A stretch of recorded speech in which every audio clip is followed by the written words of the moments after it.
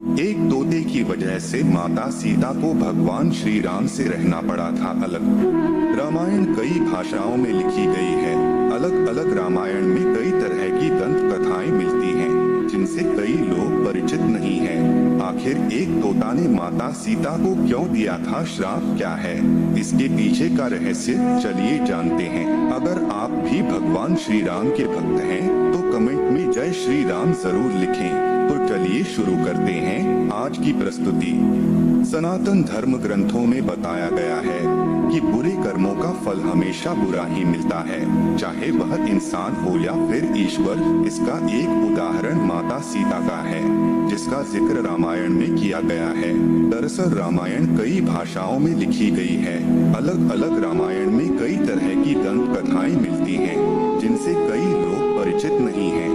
इस कथा के अनुसार ये बताया गया है कि आखिर क्यों सीता माता और राजा राम को अलग होने का श्राप तभी मिल गया था जब वो एक दूसरे के गठबंधन में भी नहीं बंधे थे। इस कथा के अनुसार माता सीता को एक तोते का श्राप मिला था, जिसकी वजह से उनको भगवान राम से अलग होना पड़ गया था। तोते के मुंह से सुनी अपना भविष्य। कथा के अनुसार माता सीता बाल्यावस्था में अपनी सहेलियों के साथ बगीचे में खेल रही थी। वहीं बगीचे में एक तोता का जोड़ा पेड़ पर बैठा हुआ था। तोता का जोड़ा भगवान राम और माता सीता के बारे में बातें कर रहे थे। उनकी बातों को सुनकर माता का ध्यान उन पर गया। मादा तोता बोल रही थी कि अयोध्या के राजकुमार राम काफी प्रतापी राजा होंगे, उनसे माता सीता का विवाह होगा।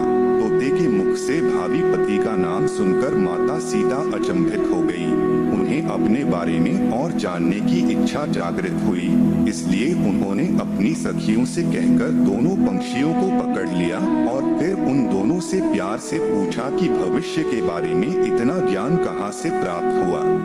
तब पंछियों ने बताया कि इससे पहले हम महर्षि वाल्मीकि के आश्रम में रहते थे, जहाँ हर रोज राम और सीता के जीवन के बारे में बताया जाता है, इसलिए उनको दोनों के बारे में हर चीज कंठस्थ याद हो गई थी। सीता जी के सवालों का जवाब देते रहे तोते का जोड़ा। सीता जी ने पंछियों से कहा कि जिस जनक पुत्री सीता की तुम लोग बात कर रहे हो, वह मैं ही हूँ। मुझे मेरे और राम के बारे में और भी बातें जाननी है। तब नर तोता ने कहा कि हे सीता, आपका विवाह अयोध्या के राजा दशरथ के ज्येष्ठ पुत्र राम के साथ होगा और आपकी जोड़ी तीनों लोकों में सबसे अद्भुत होगी। सीता जी सवाल पूछती रही और दोनों तोता जवाब देते रहे। ऐसे में सीता जी प्रसन्न हो गई और कही कि अब ये हमारे साथ ही यहाँ पर रहेंगे। लेकिन ये सुनकर तोता हैरान रह गया और उसने कहा कि हम पंछी हैं, हमें पिंजरे में कैद न करो। तोते ने इसके लिए बहुत याचना की। तब सीता जी ने नर तोते को छोड़ दिया, लेकिन मादा तोता को नहीं छोड़ा और कहा कि यह मेरे साथ रहेगी। तोता ने दिया माता सीता को श्राप। नर तोता ने कहा कि मेरी पत्नी गर्भवती है, इसलिए ऐसे समय पर उसको जाने दें। हम दोनों एक दूसरे का वियोग सहन नहीं कर सकते, इसलिए आप मेरी पत्नी को जाने दें। लेकिन सीता जी ने उसकी एक न सुनी।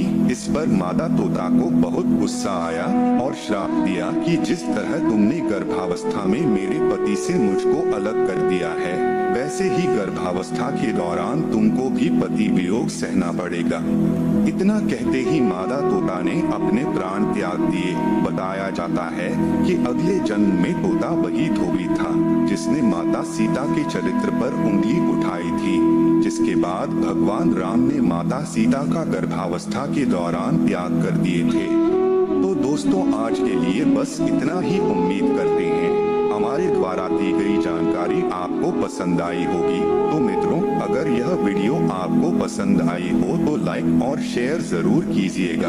अगर आपने हमारे चैनल को सब्सक्राइब नहीं किया है तो जरूर करिए।